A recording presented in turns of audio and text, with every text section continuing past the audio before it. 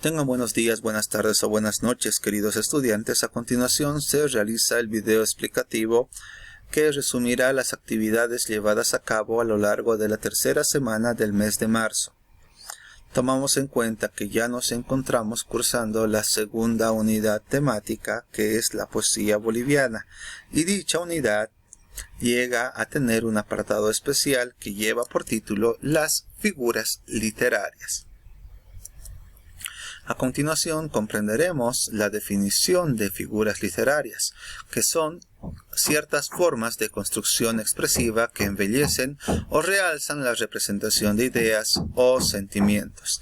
Las figuras literarias suelen agruparse en tres sectores: figuras de dicción o figuras de palabra, figuras de significación o tropos y las figuras de pensamiento. Comenzamos analizando las figuras de dicción o figuras de palabra. Leemos el siguiente extracto de una rima de Gustavo Adolfo Bécquer. Para que los leas con tus ojos grises, para que los cantes con tu clara voz, para que llenen de emoción tu pecho, hice mis versos yo.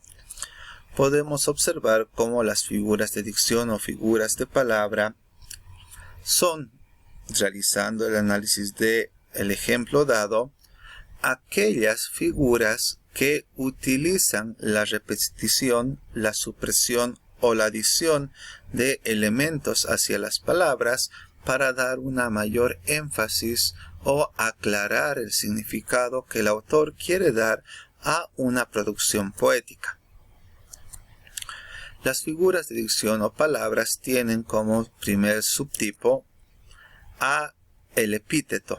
El epíteto consiste en añadir un adjetivo innecesario que haga resaltar más el sustantivo. Tenemos los siguientes ejemplos: rojo coral, ancho cielo, nieve blanca. Podemos observar cómo los sustantivos coral, cielo y nieve son acompañados por adjetivos calificativos que le otorgan una mayor viveza y énfasis a la idea principal que expresan estos nombres. Y un epíteto básicamente es ello, un adorno innecesario pero que otorga mayor realce a las ideas expuestas por un autor. Otro subtipo de las figuras de dicción llega a ser aquellas por repetición, donde se puede repetir una o varias palabras al principio o al final de varias frases o versos. Un ejemplo es el siguiente extracto de una poesía. Es inútil callarla, es imposible callarla, como llora el agua, como llora el viento. A continuación tenemos aquellas figuras de palabra que utilizan la supresión, donde se suprimen palabras o frases que tendrían que repetirse en cada frase. Un ejemplo es el siguiente: libra por cosas ajenas, la tarde sin mañana y el primer beso. Podemos observar cómo las frases llora por son suprimidas al inicio de cada verso para dar una mayor agilidad a la poesía misma. El último subtipo de las figuras de palabra es de combinación, donde se hacen un juego de palabras que realzan los sonidos y la acústica propia de cada una de las poesías. Un ejemplo es el siguiente: me matan si no trabajo y sin trabajo me matan. Siempre me matan. Me matan, siempre me matan.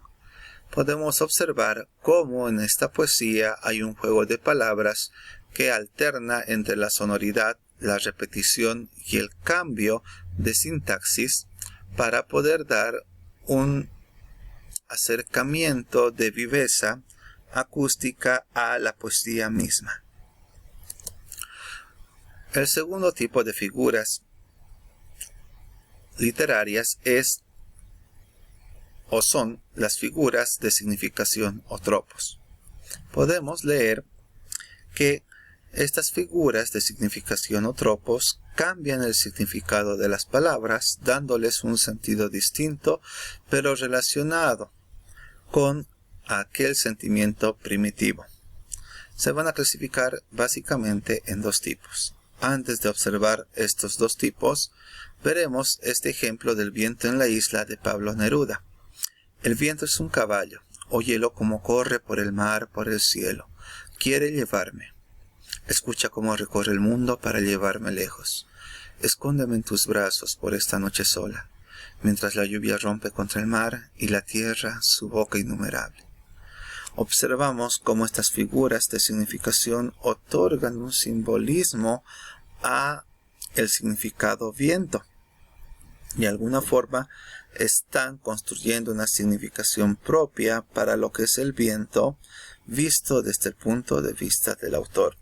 Esto nos lleva a un tipo especial de las figuras de significación, que es la metáfora.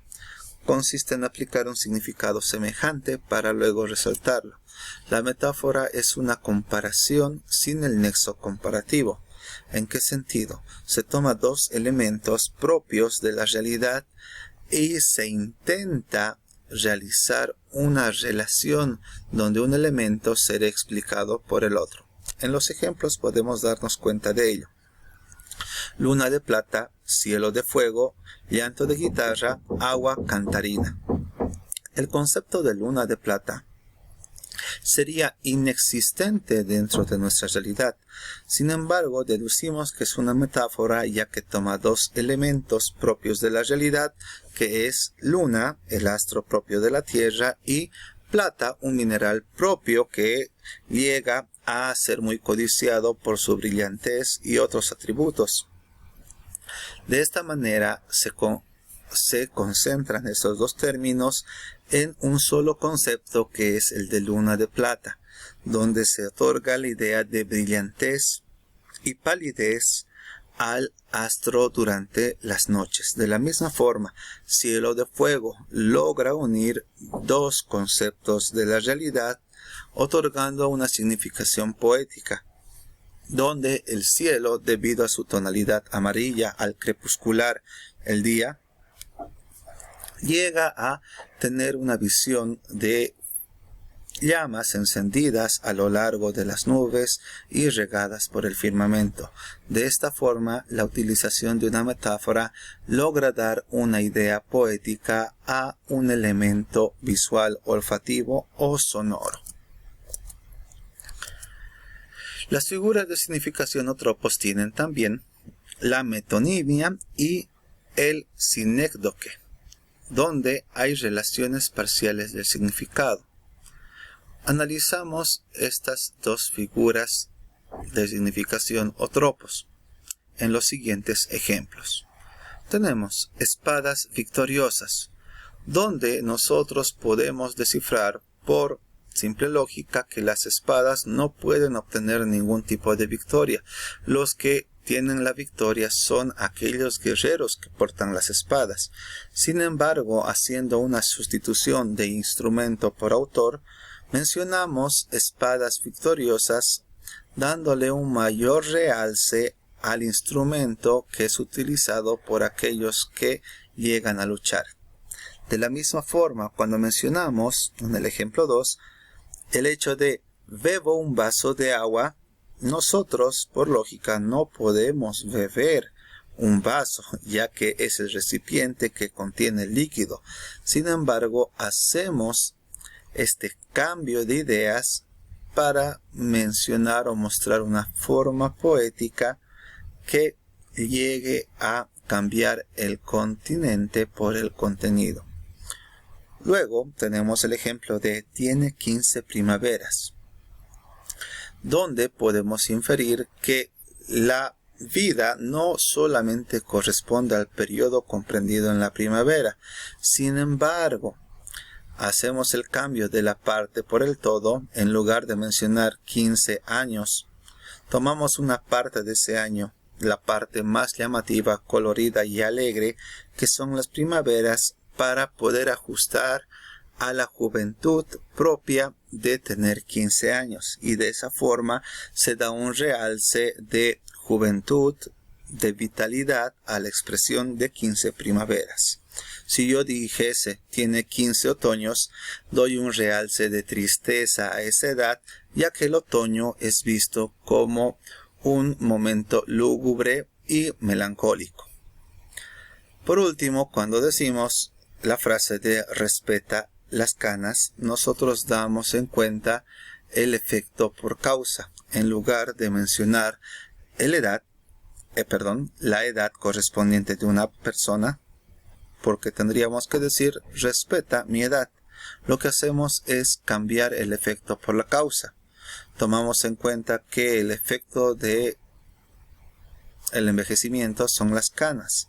Cambiamos la idea de envejecimiento y edad por este efecto que son las canas, y así podemos tener una expresión resaltada que nos indica una forma metafórica de expresión de la vida adulta. Las figuras de pensamiento. Tenemos el extracto del poema 20 de Pablo Neruda. De otro será de otro, como antes de mis besos. Su voz, su cuerpo claro, sus ojos infinitos. Ya no la quiero, es cierto, pero tal vez la quiero. Es tan corto el amor y es tan largo el olvido. Las figuras de pensamiento se clasifican en lógicas, donde una sentencia, una paradoja o una antítesis de ideas son utilizadas para resaltar la idea principal. Al perderte yo a ti, tú y yo hemos perdido, porque tú eras lo que yo más amaba, y tú, porque yo era el que te amaba más. Pero de nosotros dos tú pierdes más que yo, porque yo podré amar a otras como te amaba a ti, pero a ti no te amarán como te amaba yo. Podemos observar cómo a través de una paradoja y una antítesis, el autor logra mostrar cómo la mujer que está perdiendo llega a ser aquella que tiene mayor posibilidad de sufrir en la vida debido al amor no correspondido que siente hacia el poeta. Para finalizar, tenemos las figuras pintorescas, que pretenden intensificar la imaginación, dando viveza y colorido al estilo, con exageraciones, descripciones o prosopopeyas. Recordemos que prosopopeya es dar vida a seres inanimados. ¿Qué es poesía? Poesía eres tú. De Gustavo Adolfo Bécquer. Mas apenas comenzó a descubrirse el día por los balcones del oriente. Vida, nada me debes. Vida, estamos en paz. Podemos observar en esta última frase, que corresponde a una poesía de Amado Nervo durante el modernismo, cómo se menciona o se habla con el elemento vida cuando la vida en realidad es un ente abstracto que carece de individualidad o existencia semejante a la humana. Sin embargo, el autor se dirige a la vida misma como una forma de prosopopeya que puede escucharlo y a la vez acoger los reclamos o los agradecimientos propios del mismo. Figuras de pensamiento tienen como último subtipo aquellas figuras patéticas, donde se intenta expresar efectos vehementes con exclamaciones, ironías o interrupciones. O guitarra, corazón malherido, de Federico García Lorca. No sé por qué piensas tú, soldado, que te odio yo. Una poesía propia de Nicolás Guillén. A través de las expresiones propias, empleando la interrogación, la exclamación, se da un efecto vehemente o exaltado de los ánimos que de alguna forma llegará a expresar la poesía y las formas de sentimientos que tiene el autor a través de la misma. Muchas gracias por su atención y espero que este video ayude a que ustedes puedan prepararse para la lección de poesía. Gracias y hasta luego.